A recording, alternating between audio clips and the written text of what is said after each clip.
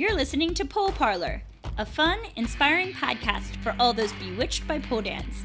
Each week, your Madam Crimson Minxxx has candid conversation with unique, engaging individuals from within and around the pole dance community.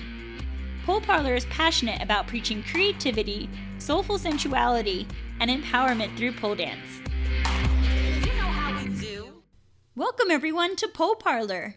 This is episode 38, Michelle Minxxx. I'm your host, Crimson Minxxx. This week on the podcast, we have pole dance pioneer Michelle Minxxx.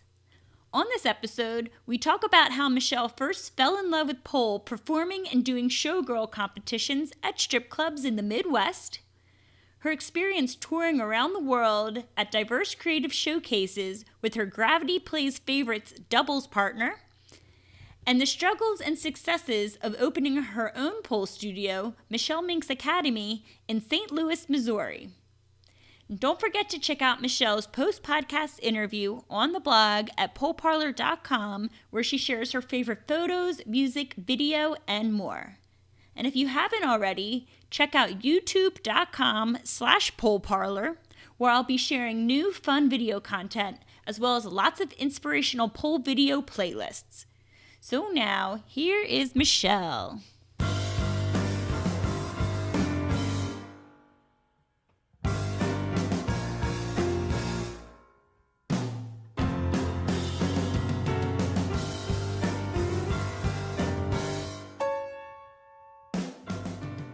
Okay, welcome Michelle Minxxx to the Pole Parlour podcast. How are you today?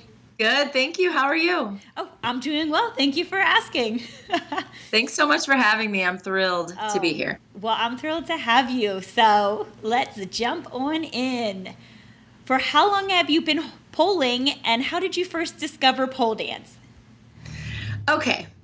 That depends on how I look at it. So I'm just going to go ahead and start from the very beginning. Yes. I saw pole in person for the first time in a strip club.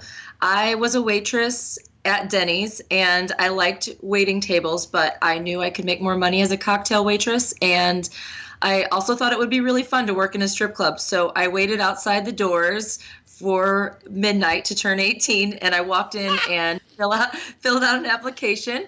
I had always kind of wanted to dance, but I also was smart enough to know how naive I was and had no idea how the business really worked. So I thought I should cocktail waitress first.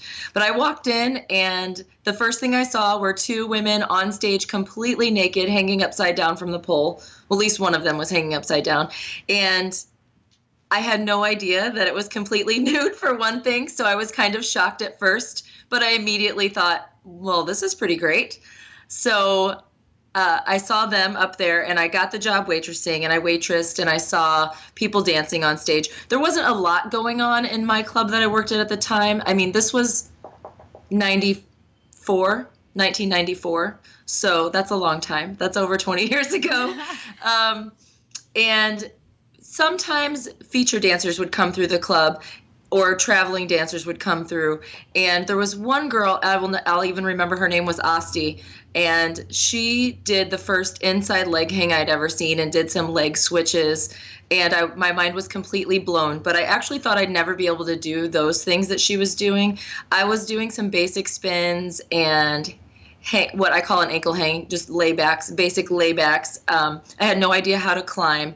But so I would say my first start was then. I was about 18, the first time I ever touched a pole. Then once I started dancing, I went to another club that didn't have danceable poles. So there's maybe a 5-year moment in there where I wasn't actually pole dancing, but I was still dancing and floor fucking my mind out. So that was fun. But then the club that I worked at put in real poles, and I got obsessed immediately. I had always really loved climbing trees and tumbling in the backyard, and anything movement and dance related. I was always trying to do anything I could. I taught myself as much tumbling as possible. So that was just always something I was really attracted to. Just what can my body do, and having fun dancing, which is another reason I was attracted to working in a strip club anyway. I love dancing. I love flirting. I love meeting lots of different people. So for me, it seemed like an ideal job. So yeah, I would say I probably got obsessed with pole dancing. It was probably around 1998 is when I really started doing it. and more featured dancers were coming through because it was a bigger club. It was Deja Vu Corporation, which is also part of Hustler Corporation. So they have a much bigger conglomeration of dancers coming through and features coming through, and also competitions, Showgirl of the Year competitions and Pole Princess competitions and Showgirl Spectacular, which is a group competition. And I was doing all of those and having a blast with them. So that's probably how I really got started polling. I would not stay off the pole. I would dance and perform my ass off every time I was on stage, whether there was no one in the club or there were 100 people in the club. I was up there doing whatever I could, figuring it out. Also figuring it out. There wasn't really a way to learn then besides figuring it out. So I learned on stage in front of an audience, which is a different monster altogether. You know, you're trying to do things you have no idea what you're doing. It hurts. You're trying to make it look like it doesn't, and that you know what you're doing. So saving yourself and getting out of things gracefully. So making incomplete tricks look finished is, you know, part of what you're doing up there. So I think I learned that way, freestyling, just being on stage. Yeah, we had a past guest on, Almitra Karistan, and she was at Deja Vu in Seattle. Mm-hmm. And so she was telling us about these showgirl competitions, and that's how she owns a pole studio now in Hawaii. So it's funny, you own your pole studio also, but we'll talk about in a little bit. But did you like travel during this time? Because I believe you were doing this a bit earlier than her. So you're saying when you started in '94, there were some people doing tricks. Yes. Yeah. Absolutely. Did you travel and do the competitions and do the showgirls? Yeah, whenever we won our local competitions, we would go to regional competitions and then national competitions. I think the best I ever did was third at national. That's cool. And it's kind of funny because my dance partner, Katrina Dahl, we had to compete against each other as solos. So that was a little rough from time to time, but we supported each other. And one of the years that she beat me and went to nationals, she actually competed against Pantera Blacksmith. And it was adorable because Katie, we weren't really that far into it, and I remember her performance didn't go as well as planned, but Pantera was amazing as always, so I'll always remember that, and I think now I can tell Katie, don't worry, you did lose against someone who was already freaking fantastic, you know? Yeah. So, you know, that's fine. That's an okay person to lose to if you're going to lose, you know? So that's fine. Did you did Pantera have a reputation back then, or did you know of different dancers like, oh, we're going to New York and this girl's dope, or like it was kind of like No, honestly, we had no idea. I didn't know. Okay. No, I guess there was internet, but I wasn't on the internet then. YouTube wasn't a thing yet until probably 2005 or 6 did YouTube become a thing at all. There was really no networking that I was aware of at the time for pole dancers. The only place I ever saw pole dancing was inside a strip club. And I just remember I didn't really have a competitive nature in that way, not against myself I do, but not really against other people. For me, I remember the first time I went to a national competition, it was in New Orleans. And it was at the Hustler Club there. And it was a 25 or 32 foot pole or something. And there were 17 competitors.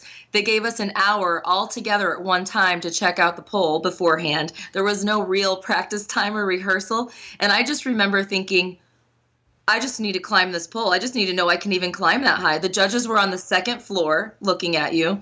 So everything had to be done really high, which I was kind of terrified of. But yeah, for me, no, I didn't know anyone's name. And I had no expectations of winning. I didn't care about that at all. I was just really excited to see other pole dancers that loved pole dancing as much as I did, because when you work in a club, I mean, pole dancing, it's good advertising, but it's not really where you make your real money. So if you're in a club and you're pole dancing, you're doing it because you love it. And there's ever only going to be probably a handful of people that love it as much as we do.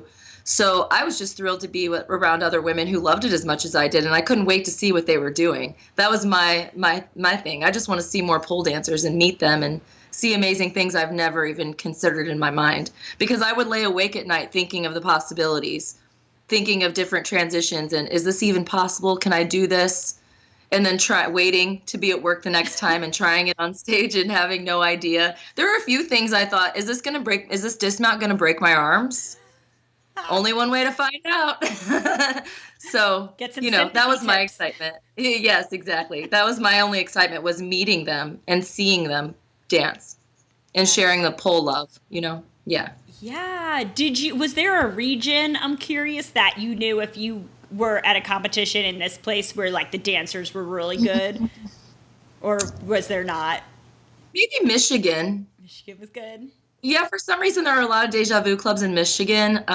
Ypsilanti, these are the ones that we went against, and they'd been going a lot longer.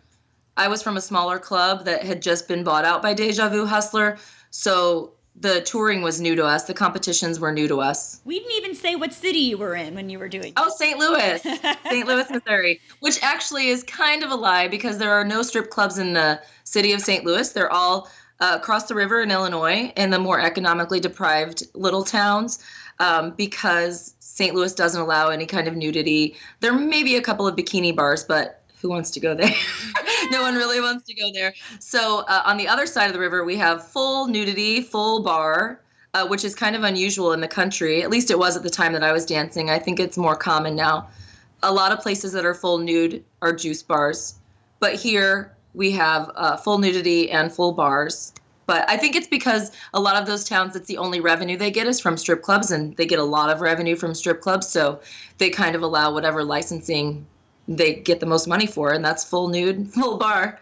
Yeah, because all the showgirl competitions are full nude, the Deja Vu ones that the competitions that people travel around for. So yeah, that's their business model. So Right, exactly.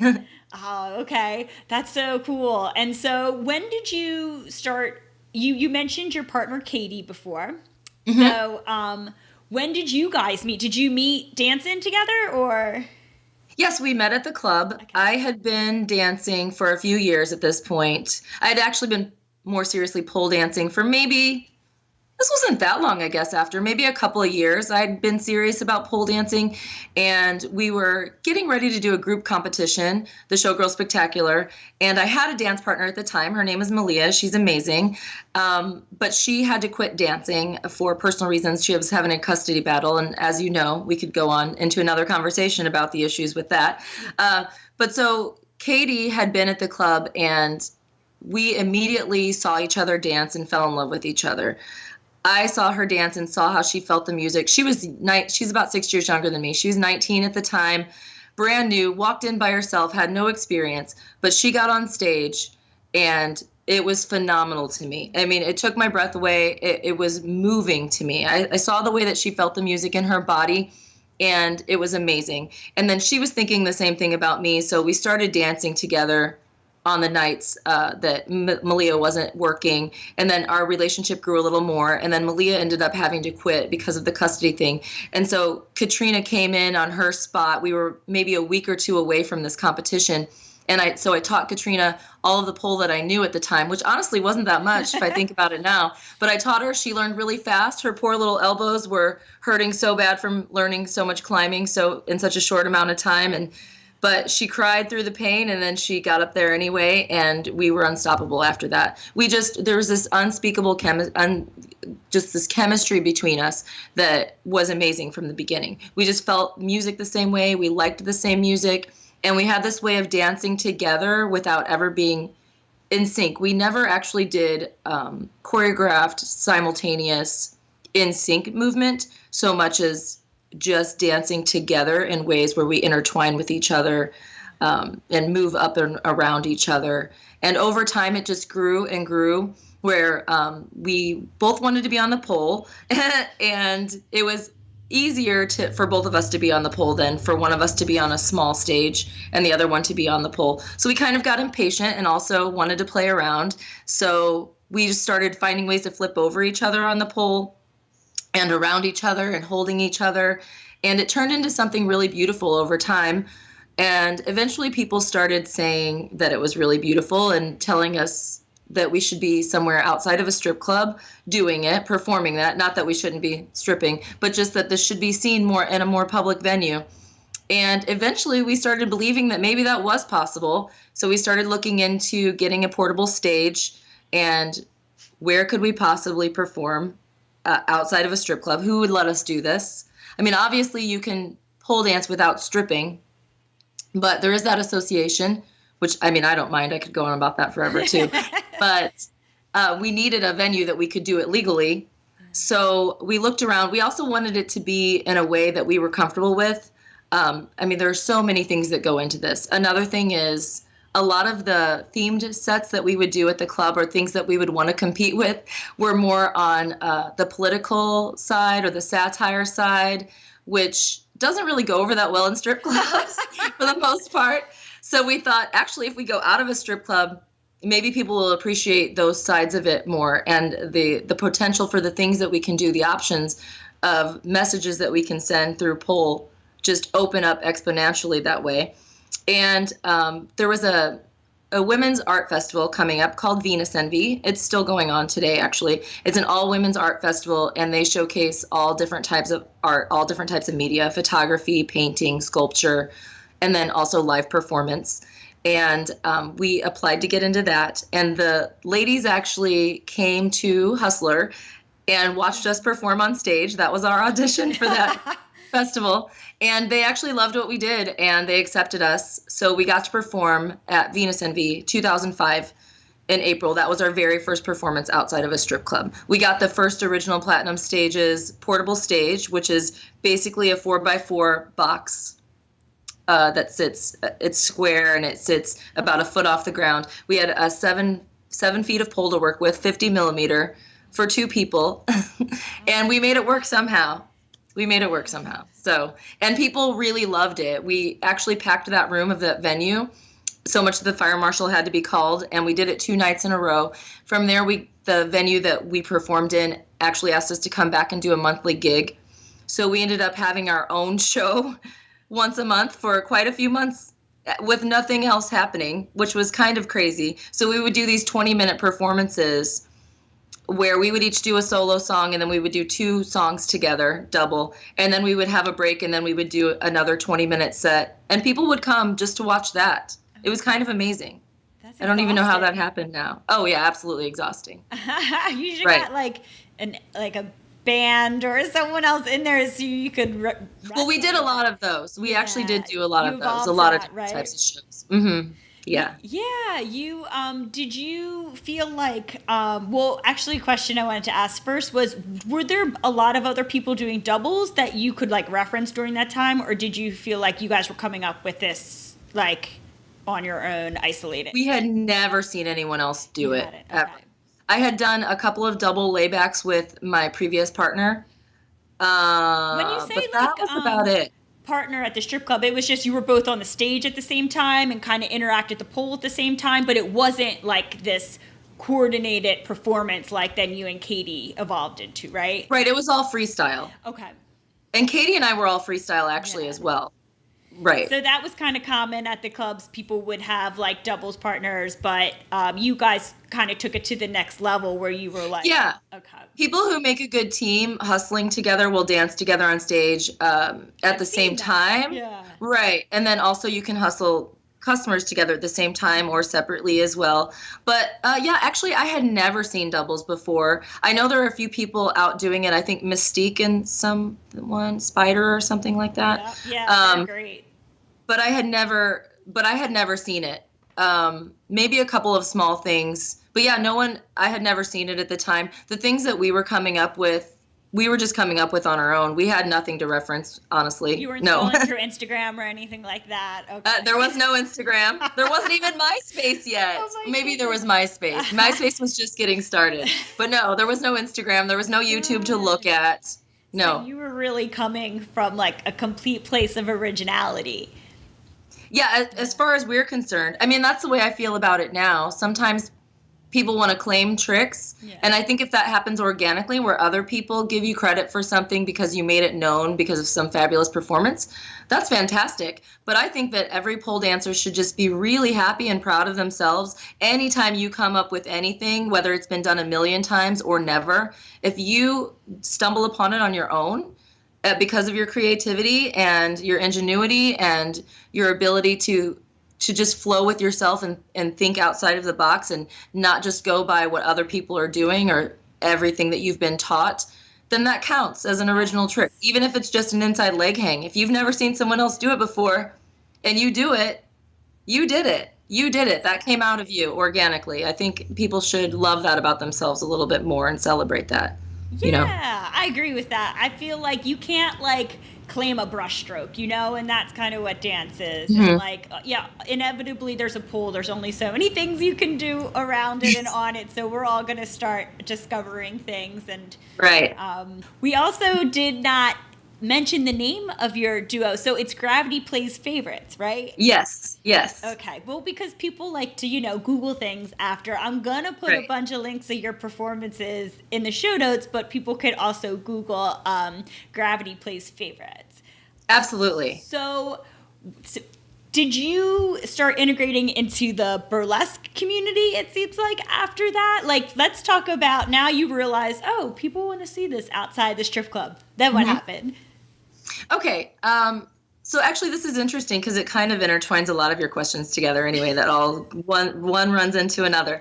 So yes and no. We had technically, I guess, been doing burlesque the whole time we were stripping, because that was what I loved about working at the strip club. That's why I did competitions, was not to compete, but was to put together an act, to put together, maybe choreograph it, or at least a structured freestyle type of situation, costuming and theme and music choices and all of that. So really, it wasn't that big of a jump for me.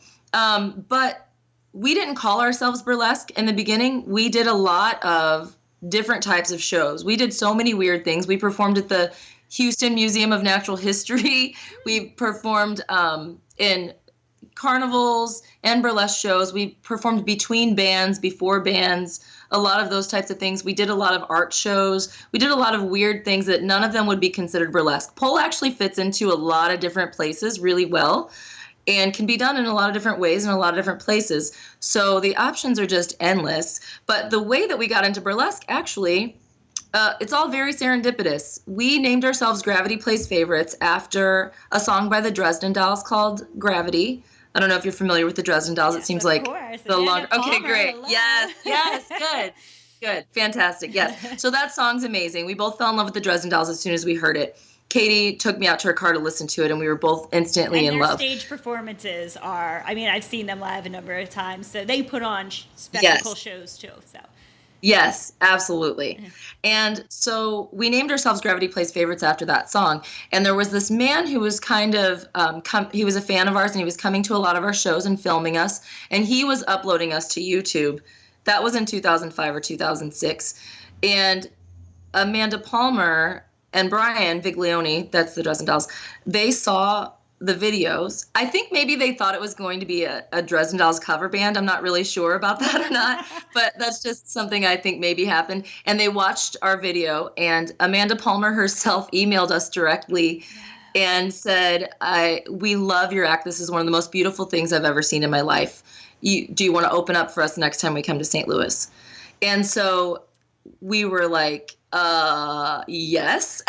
Katie printed out that email and framed it for me. And so we were really excited about that. So we got to do that. We actually got to open up for them at the pageant, which is, it's like a 3,000 or 5,000 person, venue. It's a big venue here in St. Louis. And we were completely amazed. I can never remember if that was first or if the Fuck the Back Row show was first. I think that was first. And then they had us back for the Fuck the Back Row show. And that's when they were touring with Panic at the Disco. And they knew that they had a lot of their own fans who weren't going to the Panic at the Disco concerts. So they did these smaller venue concerts directly after each Panic at the Disco concert for their own fans. And that was called Fuck the Back Row. So we performed there with them. And their tour manager, Jen Capet, is she's Thirsty Girl Productions, which is one of the producers of the New York Burlesque Festival. And she saw us at that show and loved us. She's amazing, by the way. Still in contact with her and love her so much. She loved what we did and invited us to be in the New York Burlesque Festival that year. And we jumped at the chance and thought, oh, this is really great. Burlesque, that sounds cool. And it's kind of funny to look back on that now, because that was really a stroke of the universe looking down on us and giving us a big kiss, because a lot of burlesque performers from all over the world, apply to be in that in that festival and don't make it year after year because there's so much burlesque and it's hard to have a niche in that community. And then to think that we were just asked to be in it just out of the sheer luck of meeting the producer was amazing to me. And now to look back and think our very first burlesque show actually was the New York Burlesque Festival. It's kind of crazy and awesome, right? So it was just fantastic. I think she had never thought of that before being in burlesque. It hadn't really been in burlesque that I know of at the time. So that was our first burlesque show. And that show got us a few other gigs. That got us What year was into that? That was 2006. Okay. Mm-hmm. Actually, there are video of us performing with the Dresden Dolls. That's probably one of my most memorable times on stage, was getting to do the encore with them, with the Dresden Dolls at the pageant. You just brought your stage pole up, and you guys. Yes. Okay. Yes. Wow. And we opened for them. We did 2 songs to open for them, just ourselves on our own, and then at the end they brought us back for the encore, and they sang Gravity. So we got to perform to our namesake song live with the band to a sold-out audience, and that is on YouTube. That was probably one of my most amazing moments for sure. Wow. Yeah, and that is, about a year after you started, so there was some sign there that, like, yeah, this is working out for you. This is something, like, very new but being very well received. Absolutely. Yes. So I love that you said before how that pole is really easily integrated into other things and performances, because I feel like maybe we get blinded to that sometimes and we're just like, no, we have to have a full pole performance and it needs to be all pole. And to me, as a pole dancer, I've said this multiple times, but I can't watch just pole, as much as I love it. So one thing I love that you guys do is that you do integrate with other artists and creatives and create, like, are a part of a larger artistic expression. So right. Do you mind just telling us, like, some of the places you traveled and some of the other creatives that you performed with? Like, oh, wow. You did yes. Like bands, you said. Like, what did you do with the museum? Was it just like they just needed someone to perform while an opening was happening? I'm trying to get people's brains going of, like, oh, how can we, like, I can pack up a stage and talk to someone and get some performing somewhere, because we're on a mission to get pole out there more. And so. Right. Well, for the museum, we were ambient performers during their cocktail hour. Yeah, cool. It was during a gala. So it was a fundraising gala with, lots of people there who give big donations to the museum. So we thought that was interesting that they chose us, with the stigmas that pole has. But we didn't really feel that. I would say maybe the first time that we went up, there were some women kind of clutching their drinks a little bit and kind of pulling their husbands away a little bit. But, well, they had us, actually, they built the rig for us that time, so they had us up on a really high platform so that there was no confusion about that. Yeah. And we had matching outfits on. Everything was emerald. We had to climb a ladder to get up there, kind of like a trapeze artist. So the way that they presented it was not very stripperish at all. Okay. So there wasn't really that confusion, but there was still a pole. So there was a little bit of just at first, but then once they watched us longer, then it was the women standing there watching us and the men losing interest. So, we feel we kind of win people over eventually. If you just get to know us, give us a chance and talk to us a little bit, or just watch our show. Usually people are won over, and usually women especially, it's something that they don't expect it to be. So lots of shows they've all just been really different. We've also done motion capture work for a video game. That was really fun. Oh, cool. So that wasn't in front of an audience, but that was one of the coolest things I've ever gotten to do as a pole dancer. We performed in Cyprus for, I think it was the grandson of the founder of H&M's wedding, his grandson's wedding. Rich. Yeah. Right. So they rented out this entire 5-star hotel, and they built out this room that was an entertainment room at night, and we were hired to be part of the entertainment, the after hours entertainment there. So that was amazing. The Temptations were there. We were eating lunch with the Temptations during the day and then performing till 5 a.m. at night and then swimming in the Mediterranean Sea at dawn and then sleeping and then doing it all over again the next night. That was amazing. Best wedding ever. Yeah, the Swedes really fell in love with us. They met us at the New York Burlesque Festival, and they hired us to come do some gigs to the burlesque festivals in Sweden, and that was all amazing. We did another show in Marseille for Absolute Vodka in France. We've had lots of interesting gigs like that, and those were all variety shows. So I definitely do love performing with other variety artists. There were lots of burlesque or singers, musicians, contortionists, jugglers, fire performers, aerialists, pretty much anything that you can think of is who we were performing with originally. We weren't really in the pole community at all because there really wasn't a pole community much at all yet, So I do think there's a plus to that. I personally love pole shows, and I honestly really never get tired of watching pole, especially if it's when people are true to themselves, because it can be so many different things. So there can be a lot of variety. Yes, if you have everyone performing the same style or staying inside a box that they think pole dancing is supposed to be, then it gets boring pretty fast. Or if it's all about tricks and not expression, then it gets boring pretty fast. But I really love watching pole. But I will say that, yeah, there's a different feeling as a pole dancer when you're performing in shows and you're the only pole dancers, because there's no competition with other pole dancers, even within yourself. You don't have that feeling of, I'm not a good enough pole dancer to do this. You're not watching 5 other pole dancers go up before you and getting nervous, thinking, wait, is my performance going to be up to par? Mm-hmm. You don't have to worry about that. And then also the audiences are really appreciative of pole because most of them have never seen pole before. So pretty much anything you do, they're kind of blown away. Yeah. And they love it. It's something that most people don't get to see. Now, more and more that's happening, but most people haven't seen much of it outside of a strip club, and most people actually haven't gone to strip clubs, or if they have, there wasn't much pole dance going on. So it's new. It's really new. Even though it's so ingrained in our lives, it's really new to a lot of the people that go to shows to see it. Yeah. So it's just a new experience for them. They just get excited about it. They do. And that feels good as a performer. Yeah, you do a layback and they're like, holy hell. Yeah, exactly. Yeah, because it is impressive what we do. We just don't give ourselves enough credit. Right, exactly.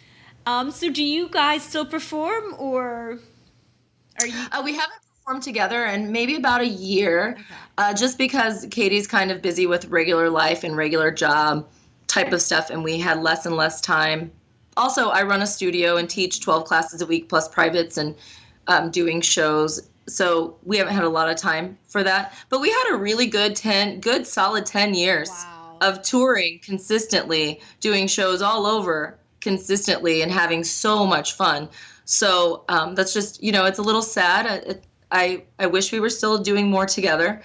But, that's part of life. It's a new chapter. And 10 years is pretty good long time to be together and to do all of that. So. Yeah, I can't say disappointed in it. Yeah. It's just so dreamy. It sounds like, when you hear about the old, vaudeville acts that are just, traveling around. In my mind, you traveled on train to everything. And because I've seen too many movies and read too many books of that time period. But It is just, such a cool experience. And so... Actually, we mostly traveled in my vibe to almost every place. Every place that could be driven to, we drove together. The only place we took planes, because when we first started, there were no poles anywhere else. Yeah. So now you can go to a pole show. If now if I get hired to perform in a pole show, all of that is generally provided, especially because it usually is a pole show or a pole convention or something. But when you're the only pole dancers and there are no pole dancers elsewhere in the city, there's no one to rent a stage from. No one even had them to have the option to rent you a stage. And flying with a stage is really expensive. It was really expensive then, especially. And it still is, even with an X stage that breaks down more. They're heavy, so it costs a lot to travel with that. So we drove, plus we love driving. We're great road trip partners. We had a blast on the road. We drove everywhere. Even we would drive straight through to San Francisco, which is 30 hours from here. We would take 4-hour shifts each talk for an hour, sleep for 3, switch drivers, and keep going. Wow. And we had an amazing blast doing that. It was fantastic. Yeah, I would not give those moments up for anything. No, not at all. Sometimes I miss that more than the shows themselves. Being on the road together. Yeah, absolutely. Yeah, your dreamy life. This is so fun. When did you then decide you were going to open a pole studio? Okay, well, sometime around 2006, I think it was, I was just on South Grand, which is kind of a little fun little business district where people hang out. There's cute little shops and restaurants there. And I was in one of the shops that I love, and they mentioned that the yoga studio across the street had heard that pole fitness was going to be the next big craze for fitness studios, and they were thinking that they would like to offer it to their customers, but they had no idea where to go, who would teach it, anything. So I thought, oh, that's fantastic. Whoever was just telling me, because they knew I was a pole dancer. But I went directly over to that yoga studio, and the owner was there. So I introduced myself to him, and I said, I heard you're thinking about offering pole dance, and I pole dance, and I would love to teach. And he said, okay, great, you're hired. and that was it. He put one pole in the back room that was 50 millimeter and was just cut steel from construction. Oh, you didn't like purchase bolted floor and steeling. There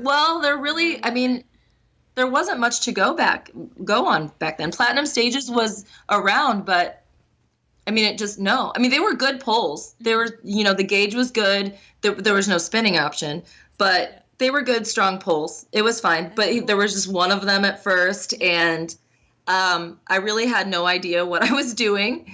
I mean, there were no, that I'm aware of. I mean, well, Fania Dietrich, she opened up the very first pole studio, I think in 1996 in the U.S. Hers was in 2005. She opened her first. She was teaching at her really? home. Oh, okay. Yeah, the first pole studio in the U.S. was in 2000. Sheila Kelly opened S Factor. But Fania was teaching out of her house and like her home studio. Yeah. Oh, great. Yeah. Long. Yes. But there was no certification. Yeah, that's amazing to me. I love them both.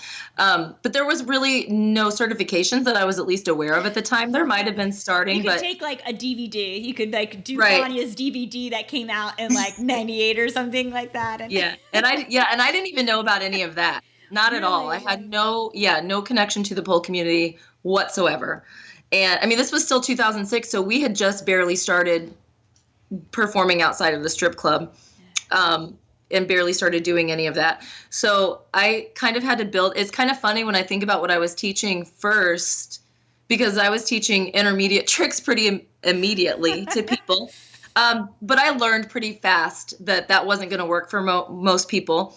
And I really enjoyed really delving into it and starting to figure everything out. Really analyze, how does this work? How do we do this? Figuring out beginner tricks, figuring out how to build on them, figuring out how to build foundations and stepping stones for people to get to the next level, and doing it in a way that was safe and fun for them and still challenging, but not going too hard, too fast. All of those things, I really fell in love with that whole process. And so I taught just a couple of times a week out of the back room in this yoga studio for a couple of years. And so like everyone would take their turn on the pole. I would demonstrate. I mean, I had 3 or 4 people in my class tops usually, and I would demonstrate something, explain how to do it, and then they would all take their turns. Finally, there were 2 poles, so they could practice on the other one while I was helping other people on the demo pole. But eventually, the woman, it changed ownership, and the woman who owned it was great. I got along with her as a person fantastically, but they were offering a lot of other classes in the main room. And it was funny because she actually didn't know anything about any of the classes that were being offered at her place. She wasn't a yogi. She wasn't a dancer. She definitely wasn't a pole dancer. Right. And so she didn't really understand the logistics. When I would explain to her, all I wanted at that time were 3 levels, beginner, intermediate, and advanced. I mean, now looking at the classes that I have now, they're so much more complex, so many more levels and so many different styles and categories. But at the time, I just wanted beginner, intermediate, and advanced. And she couldn't really get that concept. It was kind of, oh no, I'll just throw this person in on their first day with your students who are, doing inverted sequences. So eventually I was just kind of dealing with it. I actually never knew that I wanted to be a business owner. And I'm not a business owner because I want to be a business owner. I'm a business owner because I love pole dance and I love teaching it. And eventually my students just kept on me about, you need your own place. You need your own place. We want your classes the way you want to teach them. And finally I thought, okay, maybe they're right, And so I found another room in the back of a yoga studio to sublet from someone, and started that in 2010. Wow. Mynx Academy. But that was just a small room, again, with only 2 poles and no mirrors, which I think actually has its pros as well, because a lot of women especially have body image issues. So, and then, when we do pole, the more advanced you get, the less clothes you kind of want to have on. Mm-hmm. And so that was actually a really good way to get women comfortable with their bodies, being in a space where they were using their bodies and seeing the amazing, beautiful, strong things they could do without letting their image distract them, letting their own image of themselves looking back at them distract them from what they were doing. So I think there's definitely something there as well. You don't always have to look in the mirror. Sometimes it's helpful for lines. Mirrors. Yeah, sorry, part of my interruption. Like, we were just saying S Factor before, but they purposely, and I don't even go to S Factor, but I just know about them from research, but I know that they don't have mirrors. I think that's exactly a beautiful what thing. You just said, yeah. Mm-hmm. And it's really powerful. That is really powerful. And I do have mirrors now, and I love them, and they're really useful in some ways. But I definitely think there's nothing wrong with having curtains. So you can decide when you want mirrors and when you don't. Or, I give permission to people all the time. Don't look in the mirror if you're not ready for that. That's okay. You don't have to look. Just feel it in yourself. So, and then eventually it came full circle, and now I'm in the same space that I started in, but now I have the whole space and the whole front room and the whole back room. So it's really grown, and I'm really glad that I took that plunge and decided to do it, because I absolutely adore teaching. I love it so much. I love my students all so much, and I love nurturing them and encouraging them to be true to themselves and be who they are, and use pole for whatever it is that they want to use it for, that it's not about the latest, biggest tricks. If they're into that, then I encourage it. If they want to compete, then I encourage it. But that's not for everybody. So I try to cater to each individual person and what their needs are and what they love most about it, and just keep it going that way, Yeah, I mean, it's funny how you described you opening your studio. I think is just how it was back then. Like, and when I said, Vanya opened her studio in 2005, I think there's just this misconception that she was like, I'm going to open a studio. And Vanya taught in strip clubs first. Vanya then had a home studio, and a lot of, I talked to Allison Sipes was in Florida, and she started teaching. It's very similar to you, where someone just put up one pole at another, like a dance studio, and they're like, okay, well, you can teach the pole class on this. So it was like, not that long ago, like even, 5 to 10 years ago, there was no like, this is how you open a pole studio. Right. It was really like, okay, put a pole up in this dance studio. We've heard countless people say that on this podcast. So it's just like, it's a hard thing to do. Right. It is. Well, I do think that I was really lucky because I since I just started in that little studio, I did have about 30 students, regular students, when I opened my studio. So I knew I already had students going in. So that's a big thing too. I imagine it would be a lot harder and a lot scarier to just say, oh, I'm going to open a pole studio and have no clientele, just kind of do it. Especially, and hope that people start coming in. Yeah. I can't imagine that. In 2005, 2006, people hadn't heard of it either. So now it may be a bit easier just because it's a thing. That's true. That's true. Did you have any reaction from the community? Because you are in the Midwest, So yeah. Was there any response from the community when you opened like the official pole studio? Or not really? Not as much as people would think, but I did. It was really kind of scary. I had this really scary moment. When I was subletting out of the other yoga studio, Things were going pretty well, but I was starting to outgrow it. Like I said, it was just a small space with 2 poles. I did feel like I was starting to outgrow it and needed to be able to have more poles and also offer more classes, maybe add instructors so we could have classes, more than one class going on simultaneously. And so I had just started, I was trying to save money, and I was just started thinking about moving to a bigger space. And the woman I was subletting from told me that she was having structural problems and her space was getting flooded on the regular basis, and the landlord wasn't cooperating and she was having to leave. So I had 2 weeks notice to get out and find a new place. I mean, I had members at this point. My students pay a membership tuition, monthly tuition. So I had people that were already paying me, who were expecting classes.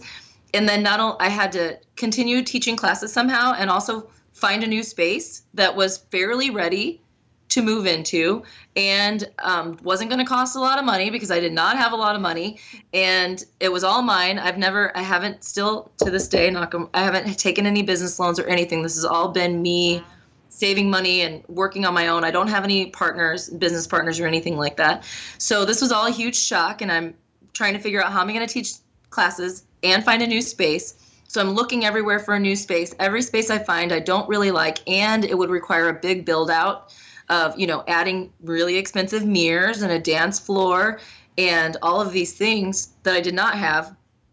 And then it turned out, and actually this was really wonderful because a couple who are students of mine, that's another thing. I've actually offered classes to all genders for a very long time, almost from the very beginning. Mm-hmm. And they offered to let me continue teaching classes to the members out of their house, which I did. I didn't take any new members, but so they knew everybody else who would be in their house. But yeah, they gave me a key to their home and let me teach my classes out of their living room while I was finding a new place. And then it turned out that the place where I had taught and had left had closed 1 month before this all happened and was open for rent. And so I contacted the landlord, and this space is perfect. It was already a dance studio. So it already had, floor to 8-foot ceilings, or like floor to 8-foot mirrors from floor to 8 feet up. And already had 11.5-foot ceilings, already had a pretty dance floor, already had a lobby. It already had all of those things, plus the back room. And so I contacted the landlord, and I was really excited about it. And I thought he was going to say yes. I think he may have said yes. And then he got back to me and said, after talking to the business district or the business association, he was going to have to say no, because they didn't know how they felt about having pole dancing in the area. But then one of my friends, who also is one of my students, he owns a business on the same block, and he stood up for me and said, no, she does wonderful things for this community. Pole dancing has been great. If once you understand the things that this does for the community, you would, change your mind. But he had told me no. So I called my mom. I was really upset. And she said, oh, don't worry. Something is going to happen. It's going to come through. And she even said something like, some woman is going to change this for you. And that landlord called me back the next day and said, well, I just want to let you know, I'm going to go ahead and allow you in the space. I talked to my wife about it, and she said, oh, no, that's a legitimate fitness program, and it's the next big thing. You should let her do that. So thanks to his wife, he called me back and said, yes, sure, come on in. Power. Yeah, right. So I immediately moved in, and we, when we got kicked out of the other space, we had laid the wood floor by ourselves, and we packed it up. I mean, I had 5 students help me. It all happened so fast. We unloaded the entire studio, including the floor, put the floor in my Vibe, which had carried our stage all over the country, and my other students packed their boxes into their cars, and we took everything to the new studio. We laid the floor down in the back room because it was still carpeting. The big studio had plenty of dance floor space already. And then we started teaching classes there, and everything turned out. Everything was fine. And we've been going there ever since. So you're still in the same spot, and that's such a testament to how much your students love and respect you, because there are not many people who likes to help someone move. Let's yet put down wood floor. That's true. Or it is really a family. It really is. They are my family. They are, absolutely. And Yeah, they're my friends, they're my family. I know a lot of people say you're not supposed to do that when you're a business owner. Whatever. But you know what? Screw that. It's a new They are. paradigm They're my now. friends, they're my family, and they do mean more to me than business. And that's the way it's going to be.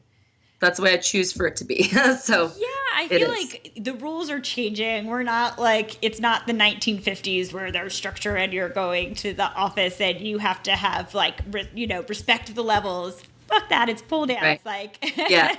Yes, you're exactly. It's obviously about love. Yeah, you were obviously doing the right thing, because it sounds like without all of these people opening up their home, vouching for you to the business district, helping you. That's true. That's absolutely true. I thank him so much. And he is one of my students as well. He's been taking my floor work. He doesn't even take pole, but he's been taking my weekly floor work class for 4 years now, I think. Wow. And he's amazing. So, yeah. And so you say you obviously started out teaching all of the classes. It's Mynx Academy, in case anyone didn't catch that. But how did you, I'm thinking the only way that you eventually got other teachers was because they had to come through your system, right? Right. That's cool. Yeah, they were all my students. And and I trained them myself. And those instructors I've had for years now. 4 of them I've had for a very long time. It was 5, and he just moved to Milwaukee, and that's the only reason he's no longer at the studio. And then there are a couple more that have been added that have been coming in from other studios, or they were teaching at other studios but taking my classes.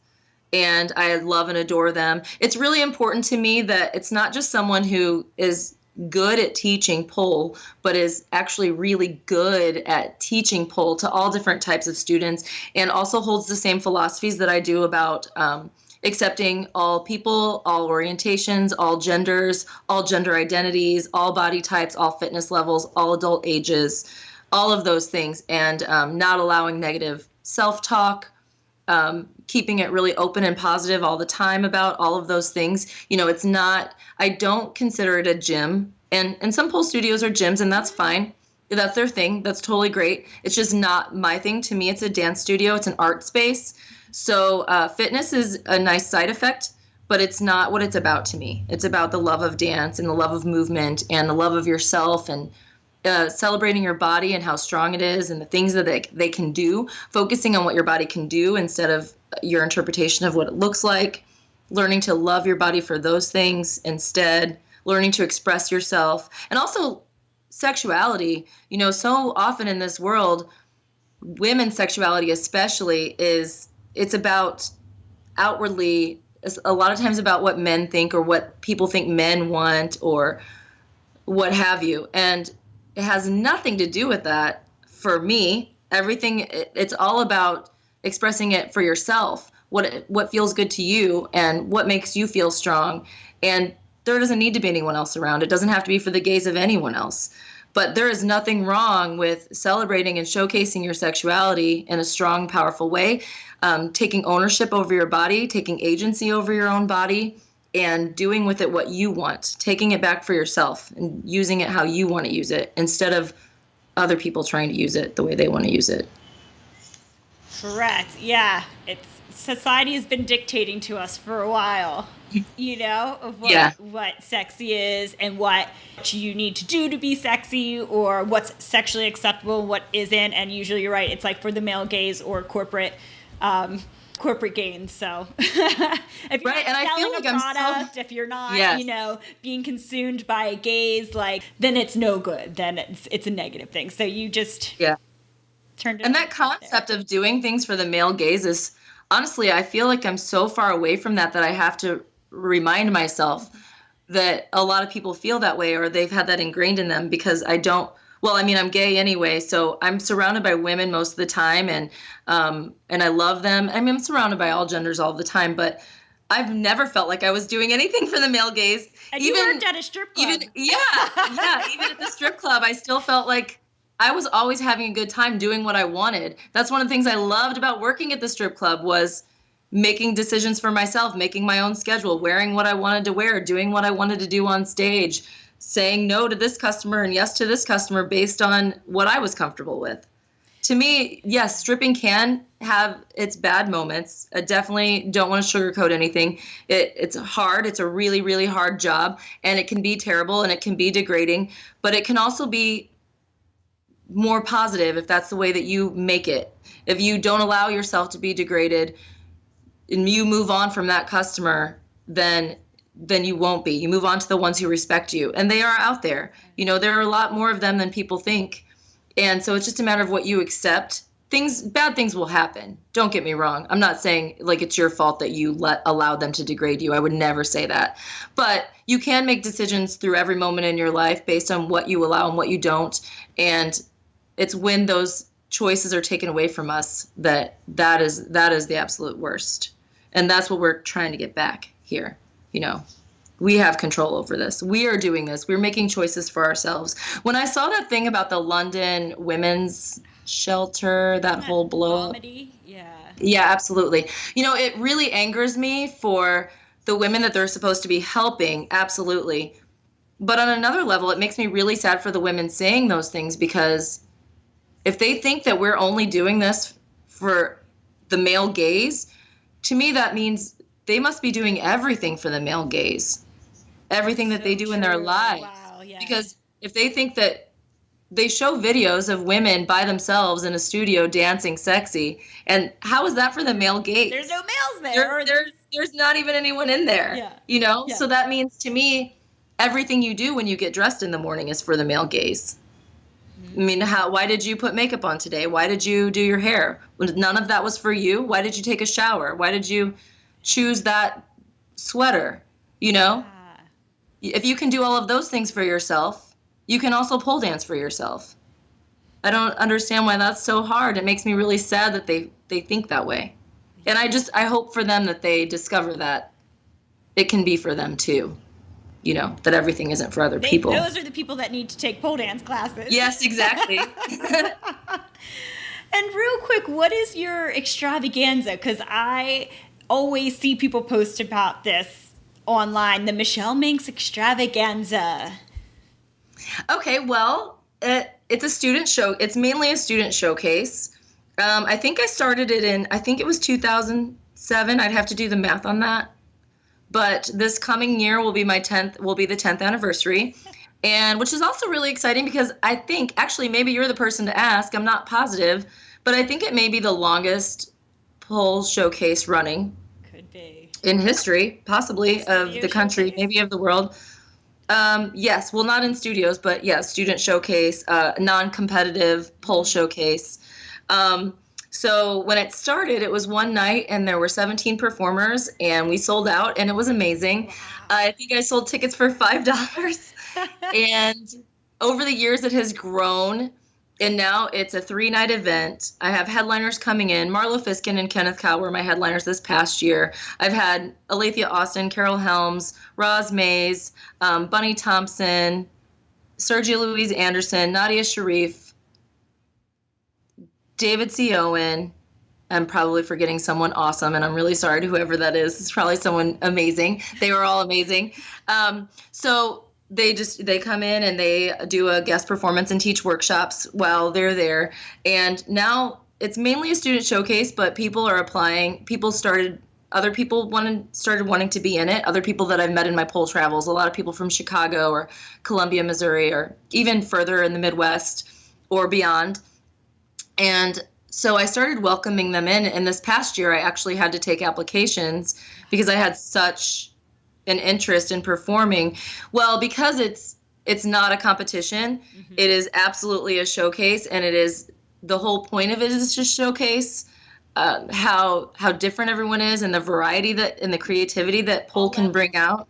All levels, all styles, all genders, all body types. All of the things. You can do completely sexy style in heels. You can strip down to pasties and G-string if you want. You can do no stripping at all if you don't want. You could do sporty style if you want. It can be you can do sad, dramatic, angry, political, absolutely funny. Anything that you can imagine to do with pole, you're welcome to do it in my showcase.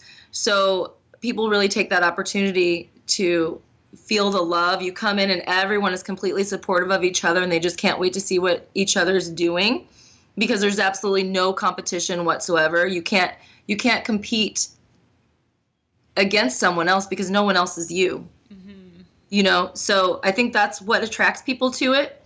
And there's just this overwhelming feeling of love everywhere in the air when you're there. And so also, it's since the first year, it's been a fundraiser for the Sexual Assault Victims Unit. I've been a volunteer for them for a long time now. And so I decided to make it a fundraiser because I'm a firm believer that performers should always be paid for their work. Artists should be paid for their work. But with this many performers, it's impossible. People would get maybe $20 or something. So I thought, rather than paying each person not enough money to be in this show, let's just take all of the money and give it to a really good cause. And so over the years, it's now up to over $20,000 that we've raised for the Sexual Assault Victims Unit.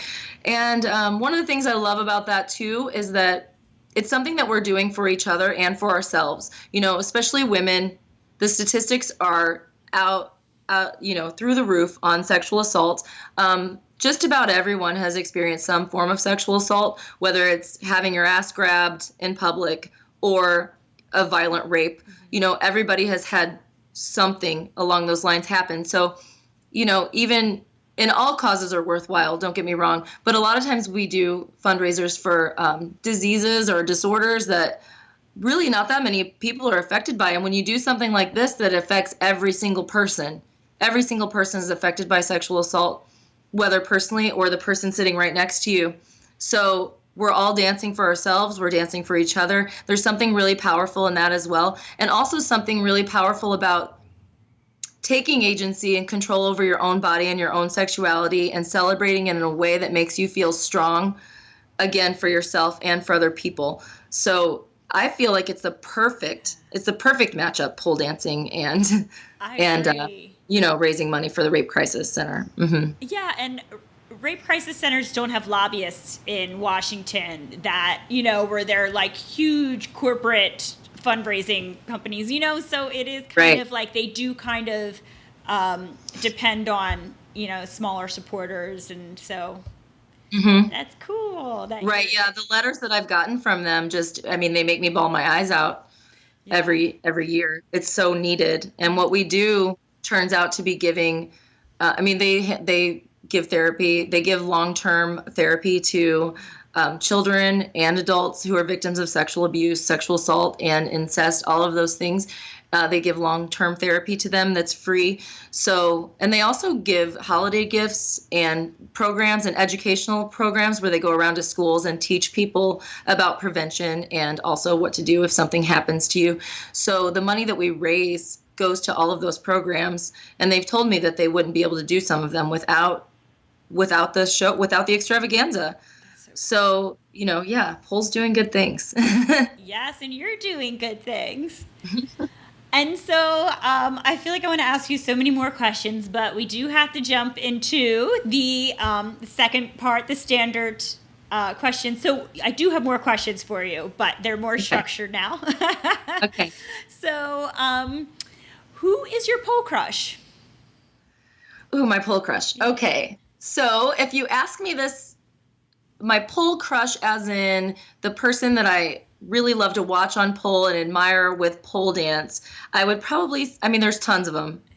I could mark off a lot. But I would say probably Nadia Sharif as far as movement and pole because she's so fun and she's so amazing. And I love her mixture of backyard breakdance style mixed with kind of a stripper style, sexy style, and she's such a badass in general. I love watching her perform and I love her attitude. She's always so sweet with everything and really positive about everything and just really fun and humble and great to be around. But I would have to say my pole crush as a woman who loves women, if you're talking like a real crush, it would be Lux ATL. She's actually someone who when you say crush in that way, like she's someone I would actually consider dating and could see myself, making out with or more. That's okay. We've talked about this. She knows. Well, she knows. So you know, you were her pole crush when she was on this. Oh, it's a match made. So it's a match. Tinder, yeah. Yes. Fantastic. Oh, very cool. Yeah, it's nice to have like mutual admiration for. Yeah, she's just such a badass. She's so amazing. She's such a strong feminist and such a strong voice for women, pole dancers in general, and just she says so many things that people need to hear and need to be said, and they need to be said loud. And I'm glad she's saying it loud in that Lux accent that she has. It's beautiful, and I love hearing it every day. Yeah, you guys are both like super bad bitches, and I totally admire. Oh, I'm even wearing her shirt right now. Oh, you are. No shame, no fear, no apologies. Yes. And I will reveal on the back it says just love. You don't have to turn around. Okay. But I've seen that one once or twice before. Yeah. Cool. So, okay, next question. How would you like to see the pole community evolve over the next 5 years?